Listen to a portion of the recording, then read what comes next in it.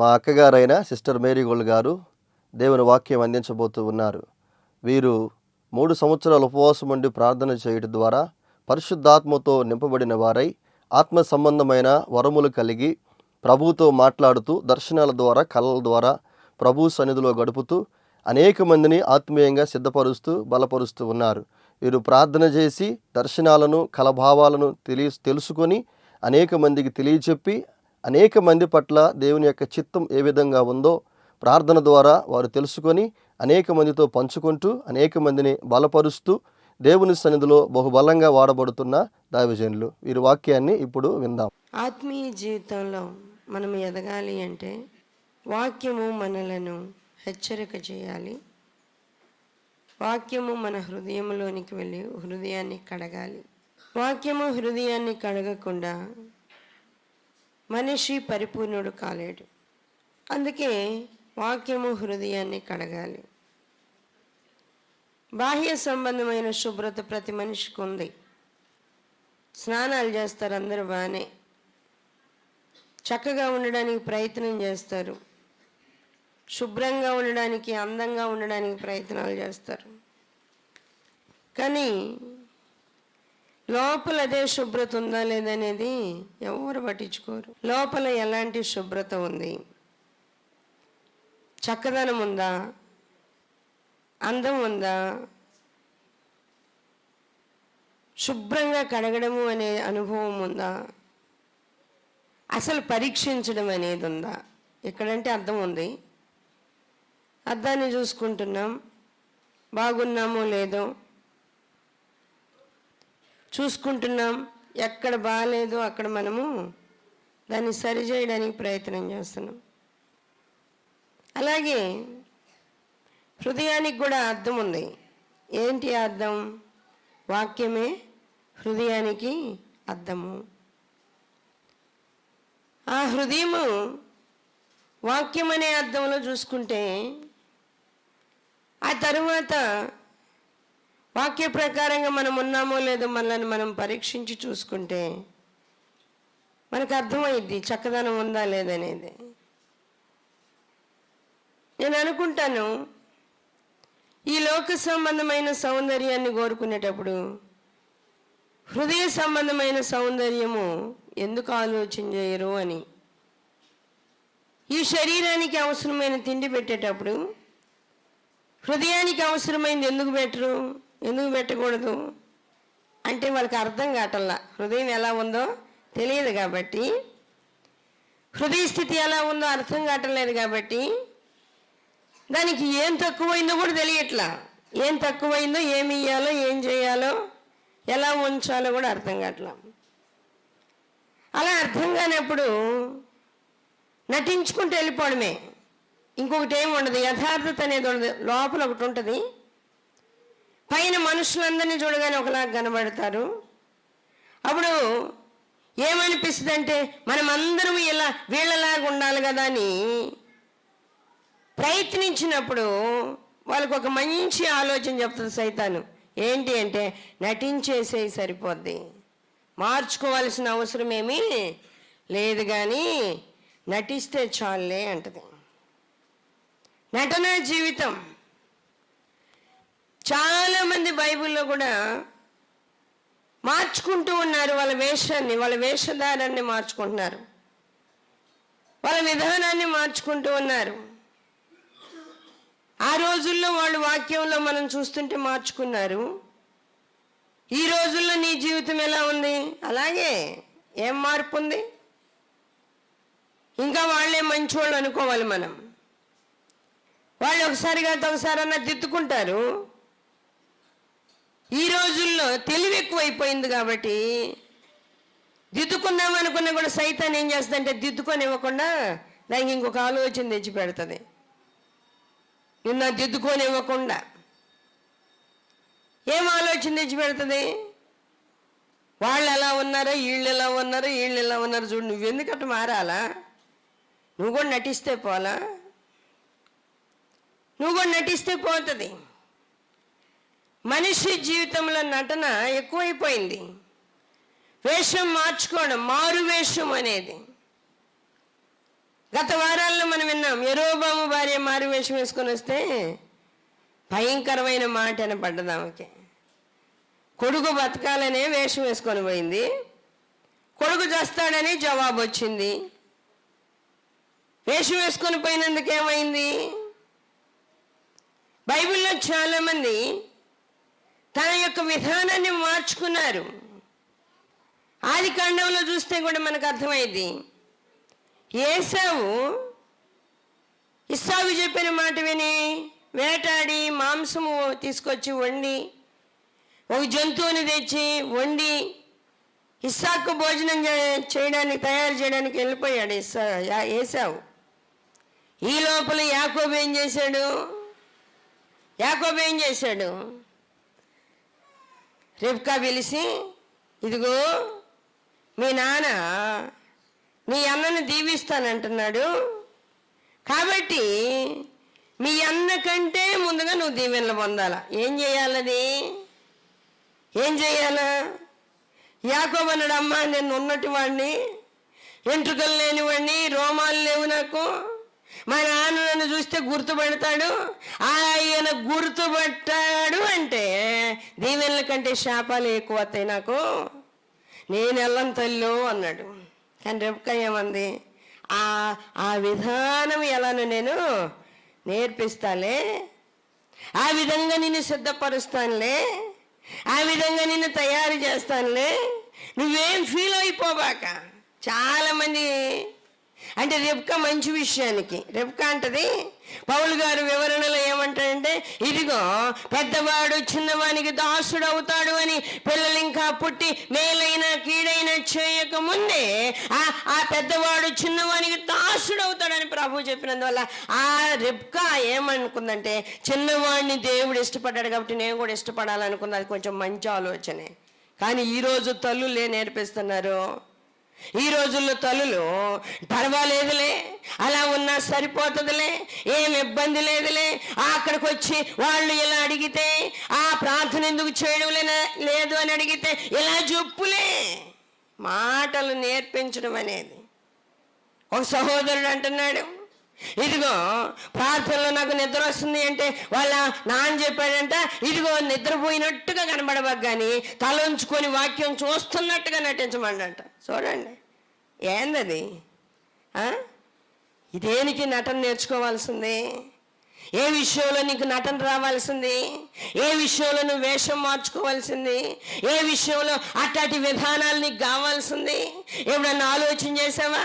ప్రార్థన చేయడానికి, దేవుని దగ్గర ఆశీర్వాదాన్ని పొందడానికి, దేవుని దగ్గర దీవెన పొందడానికి, వాళ్ళ నమ్మకమైన మంచి దాసుడు అనిపించుకోవడానికి కావాలా? అలాంటి దానికి నీ ప్రయాస ఉండాలి కానీ నటించడానికి కాదు. నటన జీవితము కాదు.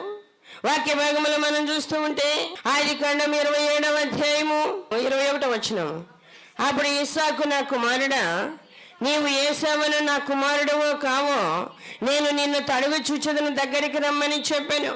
యాకోబు తన తండ్రి అయిన ఇస్సాకు దగ్గరకు వచ్చినప్పుడు అతడు అతని తడివి చూచి, స్వరము యాకోబు స్వరమే గాని చేతులు ఏశావు చేతులేనంట. వాళ్ళమ్మ ఎక్కడెక్కడైతే గుర్తుపట్టగలడు, వాళ్ళ నాన్న కళ్ళు కనబడవు, ఎక్కడైతే తవిడి చూసి గుర్తుపడతాడో అక్కడల్లా ఆ గొర్రె చర్మం కప్పేసిందంట. ఆ వెంట్రుకల్లాగా కనబడేటట్టు. అంటే ఏశావుకి ఎంతంత పెద్ద వెంట్రుకలు ఒళ్ళంతా మనకి ఇప్పుడు దీన్ని బట్టి మనకు అర్థం అవుతుంది. గొర్రెకి బొచ్చు ఎలా ఉంటుందో ఆ విధంగా ఏశావు ఒళ్ళంతా రోమాలు ఉండేవి.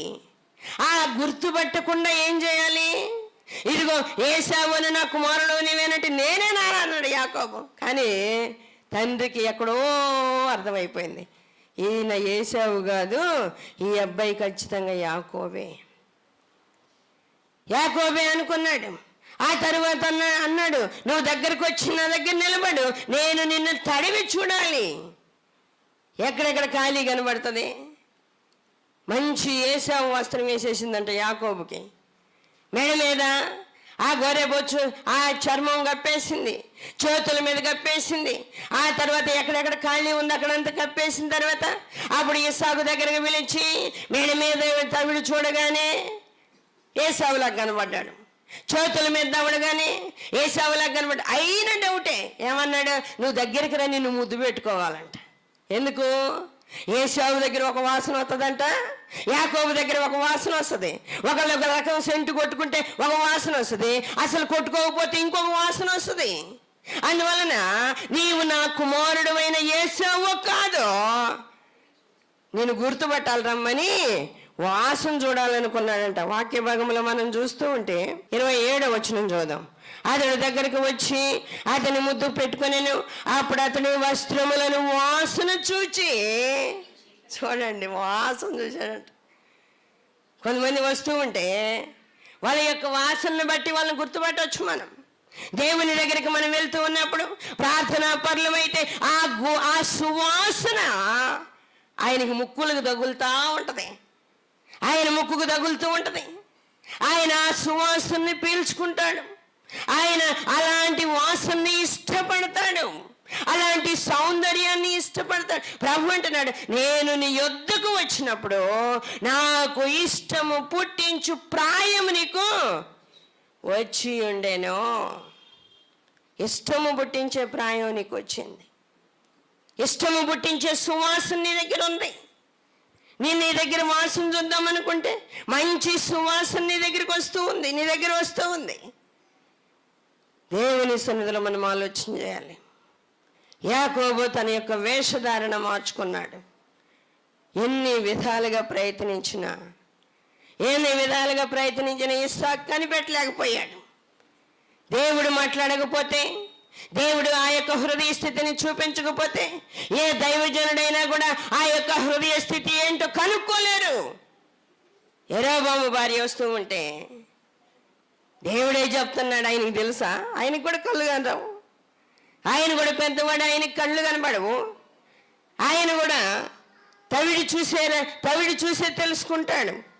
అలాంటి ఆయనకి ప్రభు చెప్తూ ఉన్నాడు, ఇదిగో యెరోబాము భార్య వేరొకటి అయినట్లు మారువేషం వేసుకొని నీ దగ్గరికి వస్తుంది. వచ్చి ఆమె మాట్లాడి నిన్ను మళ్ళీ మభ్యపరిచి అదయ్యా ఇదయ్యా అని చెప్పకముందే నువ్వు వాకిట్లోకి వస్తూ ఉండగానే వాళ్ళకి మాట్లాడు. వాకిట్లోకి వస్తూ ఉండగానే యెరోబాము భార్య మారువేషం వేసుకొని వస్తున్నావేంటి అని అడుగు. దేవుని సన్నిధిలో మనం ఆలోచన చేయాలి. మన యొక్క ఆలోచన విధానం ఎలా ఉందో మనం గ్రహించాలి. ప్రార్థనాత్మ కలిగిన వారమై ఉండాలి. మన యొక్క వేషధారణ, మన యొక్క విధానము సరి అయినదిగా ఉండాలి. ఎక్కడ మనము దేవునికి బాధ కలిగించే విధంగా ఉండకూడదు. మన ప్రవర్తన కానీ, మన మాట తీరు కానీ, మన ఆలోచన కానీ దేవునికి ఇష్టమైనట్లుగానే ఉండాలి. అట్లాంటిది ఎప్పుడన్నా పరీక్షించావు నువ్వు? నీ మాట తీరు బాగుందా? నీ ఆలోచన విధానం బాగుందా? నీ హృదయ స్థితి బాగుందా? ఎప్పుడైనా నువ్వు పరీక్షించుకున్నావా? ఊత పదాలు వస్తూ ఉంటే, కొంతమందికి నోట్లో నుంచి ఆ మాటలు వస్తూ ఉంటే ప్రభు కొంతమందిని హెచ్చరిక చేస్తాడేమని, ఆ మాట తీరు మార్చుకో అని. మార్చుకున్నారా? మార్చుకోవడం వల్ల దేవుని సన్నిధిలో మనం ఆలోచన చేయాలి. ఆత్మ సంబంధమైన ఆలోచన కలిగిన వారముగా ఉండాలి. వాక్య భాగాల్లో మనము అన్నిటినీ పరీక్షిస్తూ ఉంటే మంచి ఆలోచనతోటి వేషం మార్చుకున్న వాళ్ళు కొంతమంది ఉంటే, భయంకరమైన స్వభావంతో వేషం మార్చుకున్న వాళ్ళు చాలా మంది ఉన్నారు. వాక్య భాగంలో మనం చూస్తూ ఉంటే యెహోషువ గ్రంథంలో ఏమని వ్రాయబడుతూ ఉంది అంటే, యెహోషువ గ్రంథం 9వ అధ్యాయంలో కూడా వాక్యంలో రాయబడుతూ ఉంది. అక్కడ దగ్గరే ఉన్న వాళ్ళు యాకోబు యెహోషువకి, ఇశ్రాయేలీయులకి, మోషేకి దేవుడు ఏం చెప్పాడు? ఈ ప్రాంతాలన్నిటినీ నేను మీ వశం చేస్తాను, వీళ్ళందరినీ నీవు నీ స్వాధీనంలోకి తీసుకుంటావు, ఈ పట్టణాలన్నీ నీ స్వాధీనంలోకి వస్తాయి అని ఆయన ఐగుప్తు దేశం నుంచి నడిపించుకుంటూ వస్తూ మాట్లాడుతూ ఉన్నప్పుడు రాహాబు అనే వేశ్య అంటూ ఉంది. రాహాబు అనే వేశ్య, ఇదిగో ఈ ప్రాంతమంతయు దేవుడు మీకు అనుగ్రహిస్తాడని మాకు తెలుసు, మీ యందు ఎట్టి మనుషునికైనాను ధైర్యం ఏమాత్రం కూడా లేదు. వాక్య భాగాన్ని చూద్దాం. యెహోషువ గ్రంథం ముందు 2వ అధ్యాయంలో చూద్దాం. 2వ అధ్యాయము 10వ వచనం నుండి, మీరు ఐగుప్తు దేశం నుండి వచ్చినప్పుడు మీ ఎదుట యెహోవా ఎర్ర సముద్రపు నీరును ఎలాగూ ఆరిపోజేసెను. యొర్దాను తీరమునున్న అమోరీయుల ఇద్దరు రాజులైన సీహోనుకును ఓగుకును మీరేమి చేసిరో అనగా మీరు వారిని ఎలాగూ నిర్మూలన చేసిరో ఆ సంగతి మేము వింటిమి. మేము వినినప్పుడు మా గుండెలు కరిగిపోయాను. మీ దేవుడైన యెహోవా పైన ఆకాశమందును కింద భూమి అందును దేవుడే. మీ ఎదుట ఎట్టి మనుషునికైనను ధైర్యమే మాత్రము ఉండదు. మీ ఎదుట ఎట్టి మనుషునికైనను ధైర్యమే మాత్రం ఉండదు. రాహాబును వేసి అంటూ ఉంది, ఖచ్చితంగా దేవుడు ఈ ప్రాంతాన్ని అంతటిని మీకు అనుగ్రహిస్తాడు. ఖచ్చితంగా దేవుడు ఈ ప్రాంతాన్ని మీకు అనుగ్రహిస్తాడు. కాబట్టి మీరు ఈ ప్రాంతంలోనికి వచ్చినప్పుడు నన్ను జ్ఞాపకము చేసుకోండి అని అడుగుతుంది. అందరికీ చుట్టుపక్కల ఉన్న ప్రాంతాలకి, చుట్టుపక్కల ఉన్న పట్టణాలకి, దేశాలకి ఇశ్రాయేలీలంటే భయం అయిపోయింది. ఆ రోజుల్లో దేవుడు చేసిన అద్భుత కార్యాలను చూసి వాళ్ళు భయపడుతూ ఉన్నారు.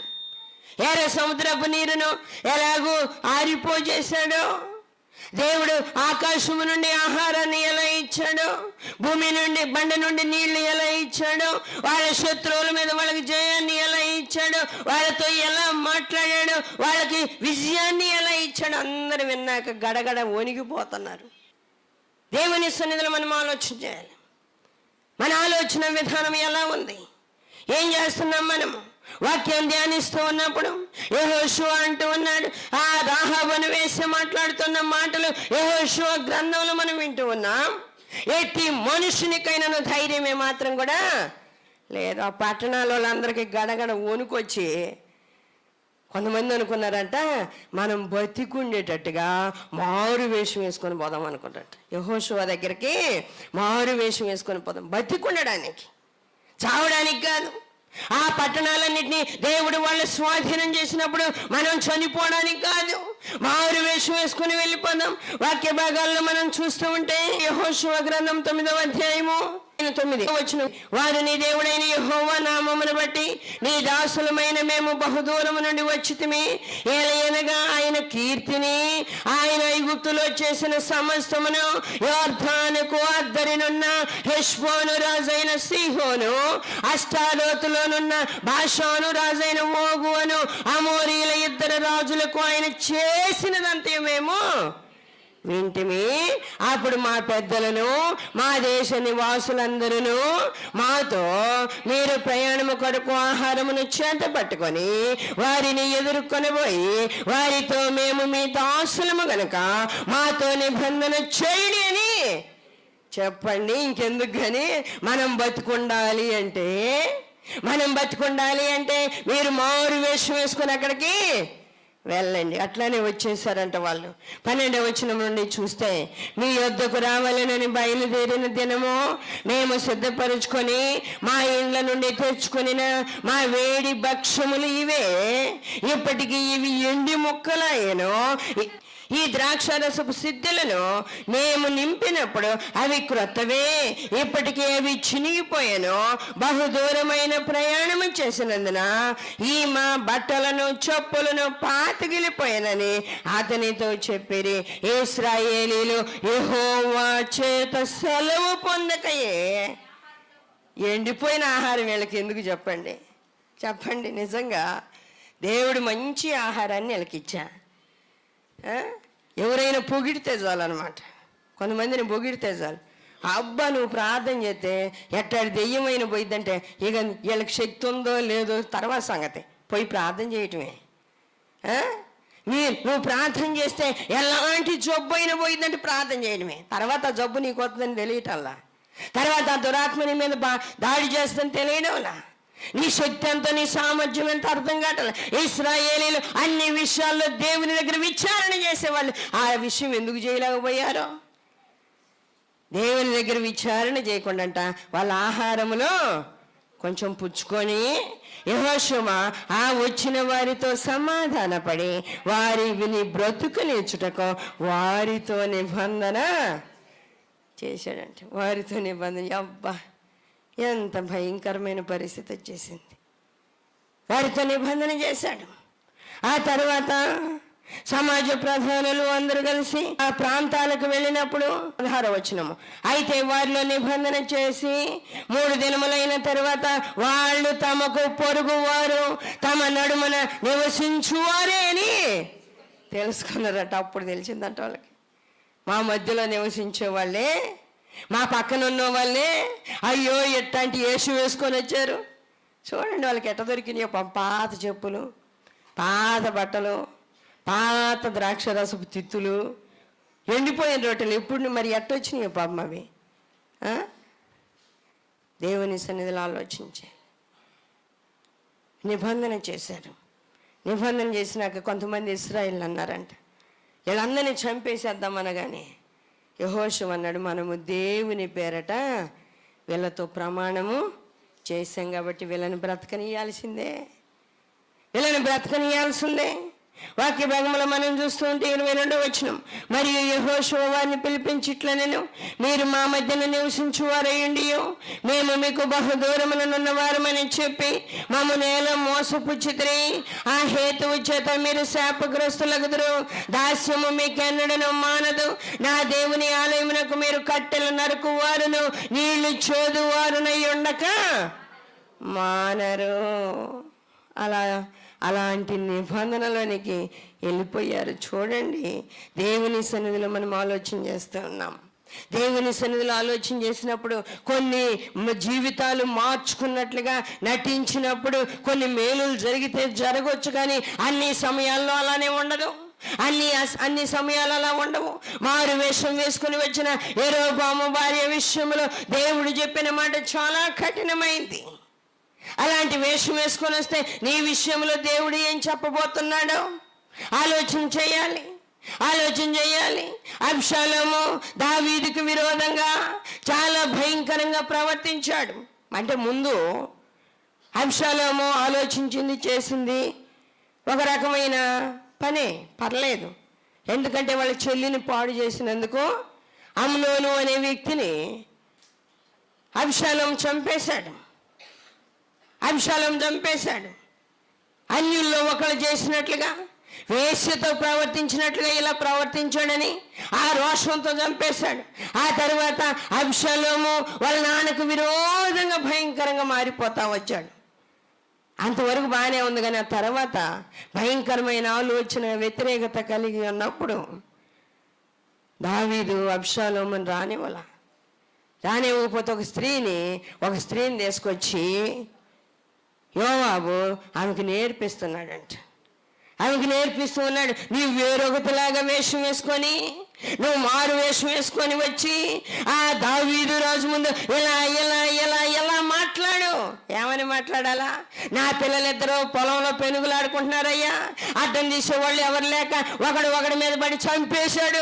ఆ తర్వాత కొందరు వచ్చి ఇదిగో ఆ హత్య చేసిన వాణిని మరలా ప్రతి హత్య చేయడానికి వాడిని బయటికి తీసుకురమ్మంటున్నారు. ఇప్పుడు ఎట్టయ్యా, ఇప్పుడు ఏం చేయాలయ్యా? చూడండి ఎంత భయంకరమైన పరిస్థితి.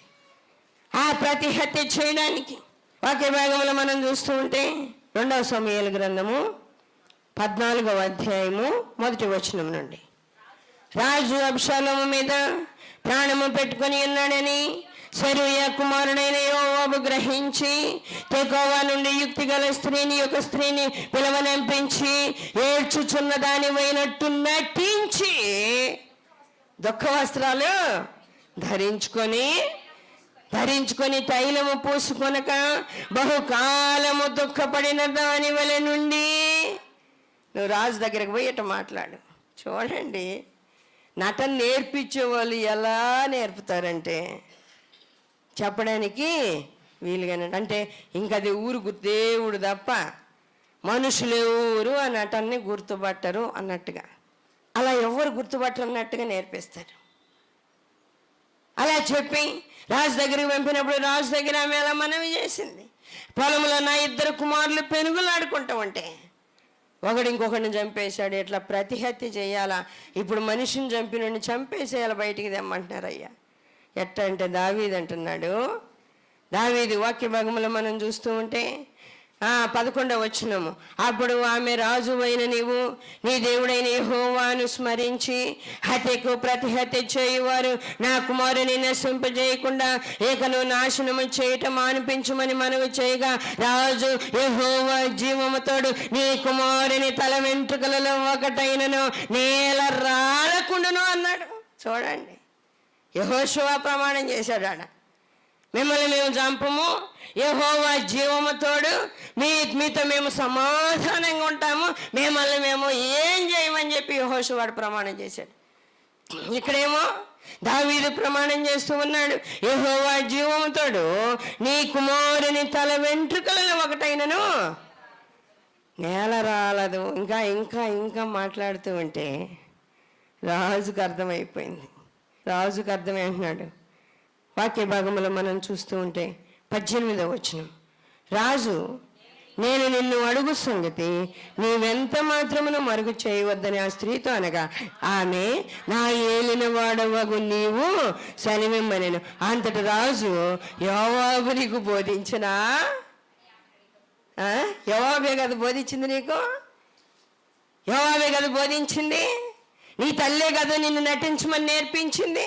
నటన కొన్నిసార్లు బాగున్నట్టు అనిపిస్తుంది. నటన ఎలా ఉంటుంది? బాగున్నట్టుగా అనిపిస్తుంది. ఆ నటన కొన్నిసార్లు భయంకర పరిస్థితికి దారితీస్తుంది.